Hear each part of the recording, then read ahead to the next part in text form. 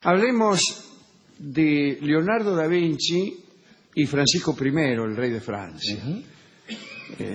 Saben ustedes que, ya siendo un hombre bastante grande, Leonardo se fue a Francia, fue a vivir a la corte del rey Francisco I. Francisco I de Valois, un viejo amigo de este programa. Era el año 1517. Leonardo tenía 65 años. Parecía, se dice, un joven aprendiz que daba una vuelta por Europa y que llegaba a instalarse a un país que nunca había visitado y donde tenía todo por aprender. Dicen que lo que tentó a Leonardo fue la jovialidad del rey Francisco.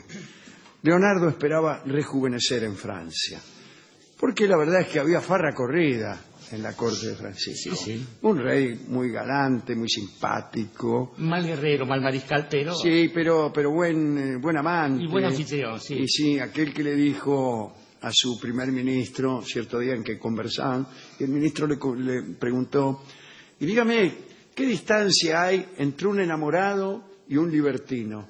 Y él le dijo, la misma distancia que hay entre mi silla y la vuestra.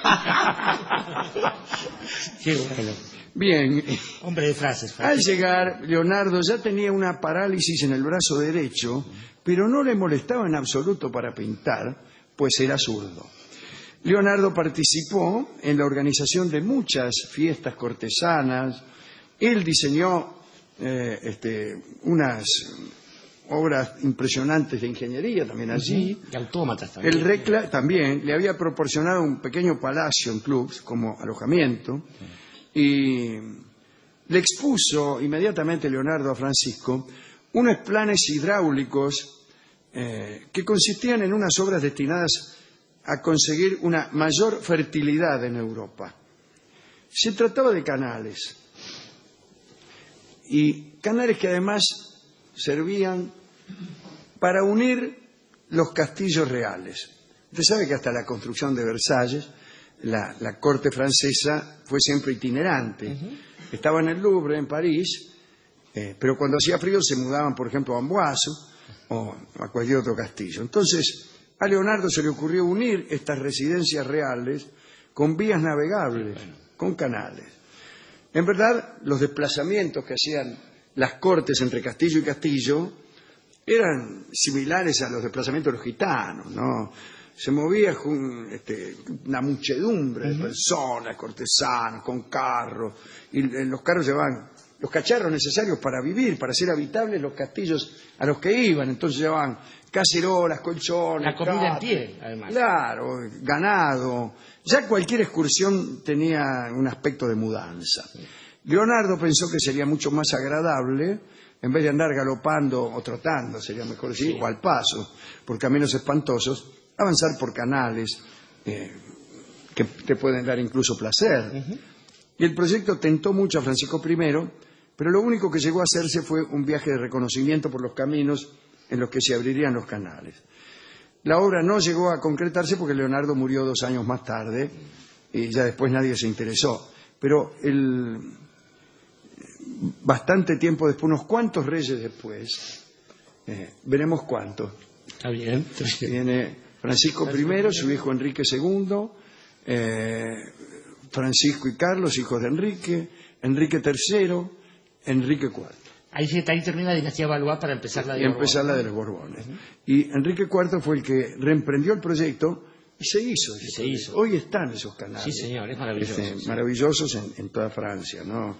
Posiblemente el país, más allá de la China, ¿no? Porque en la China hacían estos canales antes de entrar en decadencia y que los europeos lo conocieran. Sí, claro, bueno, pero los chinos son eso, ¿no? Personas que hacen todo antes. Bueno, es lindo verlos, esos canales. Sí, cada tanto hay una esclusa, no una exclusa, como dice aquí, una esclusa. Un pequeño dique. Un pequeño dique que se vacía primero, se llena después y permite bajar un barco de una corriente a una altura a otra más baja. Tecnología que se usa en el canal de Panamá, por ejemplo.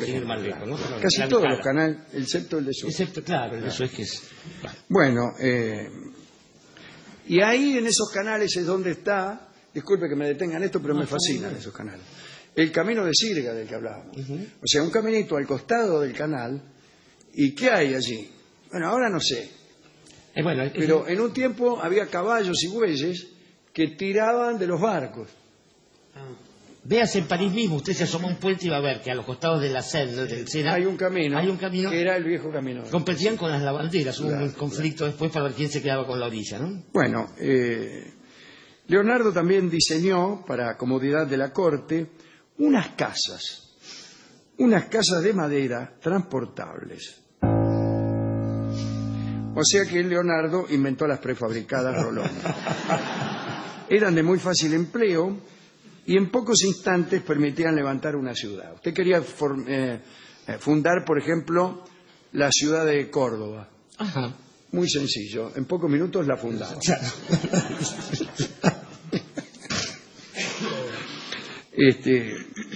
Claro, pero estos se usaban en los viajes del rey, y cuando llegaba a la corte a un nuevo lugar, siempre había que acomodar a todos los cortesanos, centenares de alcahuetes, ¿no? Usted sabe. En qué sé yo, en graneros. En cualquier cosa cubierta en lo posible para la nobleza, ¿no?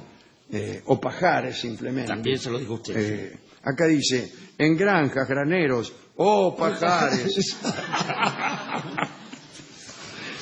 Bueno, estas casas transportables se usaron, sí, y en esta célebre reunión entre Francisco I de Francia y Enrique VIII de Inglaterra, en el campo de Oro se llama, Enrique VIII se molestó, el rey inglés, porque el rey de Francia trajo tantas carpas, tanto lujo y tantas minas, que le cayó mal a Charles Lawton.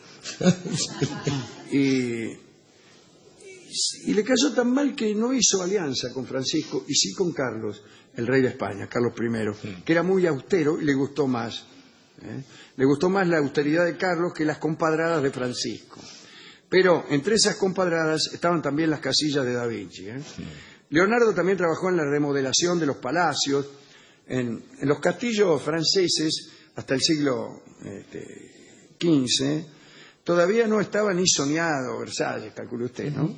Bueno, primero habían sido fortalezas. Eran rústicos, claro. Eran muy rústicos. Entonces apareció Leonardo, hizo más finitas las paredes, agrandó la ventana. Era imposible calentar o enfriar una estancia cualquiera, era una desgracia. Es todavía hoy. Agrandó las salas para que hubiera bailongos. Claro. Bueno, después de modificar los palacios, Leonardo trabajó en la organización misma de los bailongos. Qué bien. Inventó decorados, trajes, carruajes. Su especialidad, como bien dijo usted, eran los autómatas. En realidad no se conocen en detalle los mecanismos, que hubiera sido lo interesante. Pero las crónicas dicen que el Parque de Chambord presentaba varios muñecos inanimados que caminaban por el parque, incluso encaraban a los paseantes, iba a decir pacientes, y hasta respondían a sus preguntas. Las máquinas de Leonardo eran muy admiradas por los ciudadanos. Después de los bailongos, animados por estas fantasmagorías, ¿no? Todos los embajadores informaban a sus soberanos acerca de las maravillas que habían presenciado. Esto les daba fama de piolas internacionalmente a los franceses. Un último invento para terminar. Causó gran sensación un cierto león que apareció en una fiesta dada en Normandía durante la visita que hizo Francisco a su hermana, Margarita de Valois. Esto ocurrió los últimos días de septiembre de 1517. Parece que apareció un león mecánico en la sala. Ahí estaba toda la corte reunida. Muchos salieron rajando. Imagínense, yo veo un león, sea mecánico o de carne y hueso, y salgo rajando. Bueno, no concebían la posibilidad de que un león mecánico, tal vez. El rey se regocijó ampliamente. Siguiendo al león apareció un señor disfrazado de eremita, de asceta, de ermitaño, que le dio a Francisco un bastón, un báculo, bastón que era común en los desiertos del norte de África, ¿no? Parecía que los eremitas más piadosos, según decían las historias populares, espantaban a los leones o los domaban o los volvían buenos con el uso de un bastón. Entonces Francisco recibió el bastón, tocó al león y el cuerpo del animal se abrió y de su pecho brotó una profusión de flores de lis, justamente el símbolo de la realeza francesa. Eso se lo inventa. Claro. Eso ¿Qué me trae después el yo-yo? Claro, señor. Y no los juguetes que vienen adentro del Kinder. Usted era el que compraba Kinder, ¿no? Sí, y me tocaban cosas Sí, le fantásticas. tocaban cosas. Yo también compraba. Y me tocaban el muñeco para pegar de calcomanías. Sí, tenía mucha mala suerte con eso. Me fui a quejar, porque incluso sospeché que los kiosqueros ya tenían marcados los huevos. Se lo preguntó así, además. Así se lo pregunté y le dije al tipo, usted tiene marcados los huevos, ¿no? Milagro, Y milagro. medio se enojó. Bueno, Leonardo vivió muy feliz en aquella corte, pero solo fueron 2 años. Murió en 1519. Algunos dicen que el rey fue a verlo a su lecho de muerte, pero es mentira, porque el rey estaba en Saint-Germain, en el casamiento de su segundo hijo, Enrique II, que sería el siguiente rey.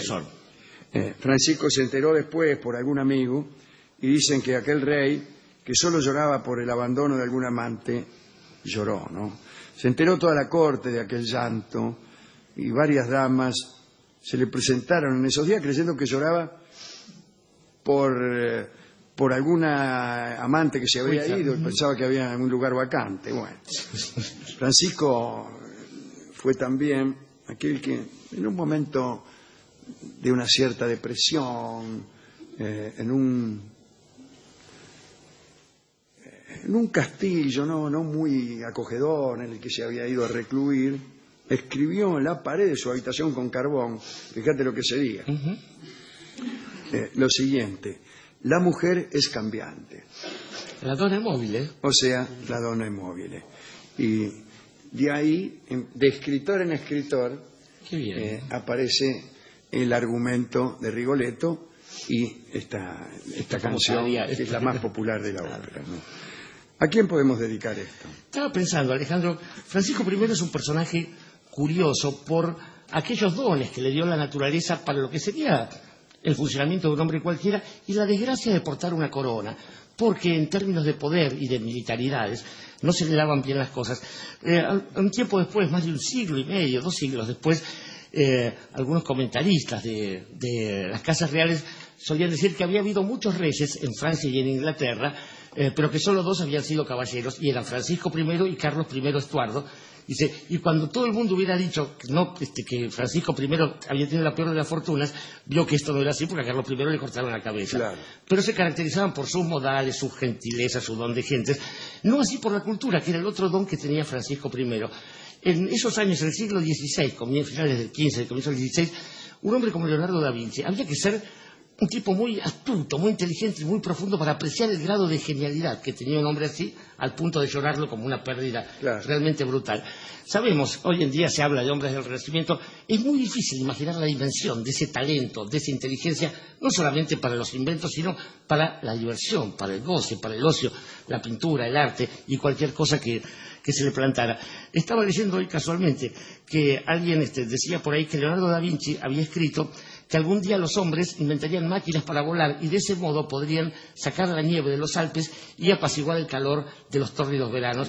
No se les ocurrió que de los aviones... Está muy bien eso de pensar en una máquina para volar cuyo fin último sería el aire acondicionado. No pensó en las cosas que pasan en el mundo y todo lo demás.